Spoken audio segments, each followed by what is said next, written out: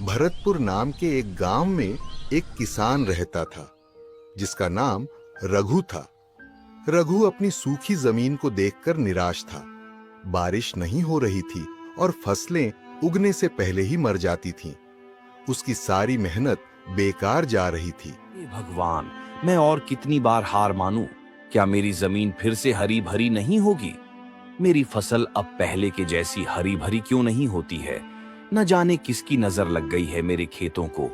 नजर तो मेरी किस्मत को लग गई है जो शादी करके तुम्हारे घर आई हूँ। सोचा था अच्छी फसल होगी तो नई साड़ी खरीदूंगी और चांदी की पायल भी खरीदूंगी, लेकिन तुम्हारे खेत को देखकर तो ऐसा लगता है कि दिन के 2 बार का खाना मिल जाए वह भी काफी है। अरे भाग्यवान, क्यों जी छोटा कर रही हो? भगवान ने हमें 2 हाथ क्यों दिए हैं? मेहनत करने के लिए ना। देखना, एक ना एक दिन मेरी मेहनत जरूर रंग लाएगी और हमारे खेत भी फिर से हरे भरे हो जाएंगे और फसल के ढेर लग जाएंगे। देखते रहो ऐसे सपने, हकीकत में तो अनाज के ढेर नहीं लगेंगे।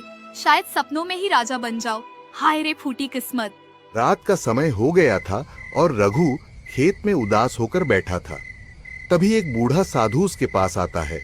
साधु को प्यास लगी होती है। वह रघु के पास आता है और पीने के लिए पानी मांगता है। बेटे, क्या पीने के लिए थोड़ा पानी मिल सकता है? बड़ी प्यास लगी है। आइए महाराज, कुएं में पानी तो बहुत है, लेकिन शायद अनाज मिल भी पाएगा या नहीं। लीजिए, पानी पीजिए। बहुत ज्यादा प्यास लगने की वजह से साधु पानी पी लेते हैं।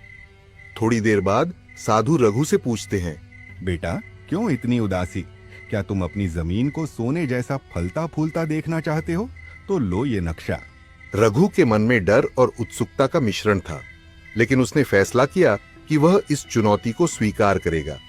रघु ने अपनी यात्रा शुरू की। जंगल में खतरों का सामना करते हुए उसकी हिम्मत बार बार टूटने को हुई, लेकिन वह हर मुश्किल से लड़ा। रघु एक नदी पार करने की कोशिश करता है। तभी एक भालू उसके सामने आ जाता है। तुम कौन हो और यहाँ क्यों आए हो? मैं अपनी जमीन को बचाने के लिए स्वर्ण बीज की खोज में हूँ। मुझे रोकना मत। रघु का साहस देखकर भालू ने उसे जाने दिया। यह उसका पहला इम्तिहान था। रघु एक चमकती हुई गुफा में प्रवेश करता है। वहां एक सुनहरा पेड़ होता है जिसके नीचे एक छोटा सा बीज रखा होता है। कई दिनों की कठिनाई के बाद रघु ने स्वर्ण बीज पा लिया, लेकिन तभी गुफा के अंदर एक गहरी आवाज गूंजती है। अगर यह बीज चाहिए तो वादा करो कि इसे केवल अपनी मेहनत और दूसरों की भलाई के लिए इस्तेमाल करोगे। मैं वादा करता हूँ कि यह बीज मेरे खेत और मेरे गांव को खुशहाल बनाने के लिए होगा। थोड़ी देर बाद आवाज गायब हो जाती है।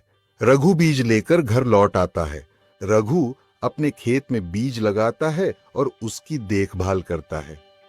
बारिश होती है और खेत फिर से हरे भरे हो जाते हैं। रघु, देखो, हमारी जमीन फिर से जिंदा हो गई है। ये तो किसी चमत्कार से कम नहीं। गौरी, यह मेहनत और विश्वास का फल है।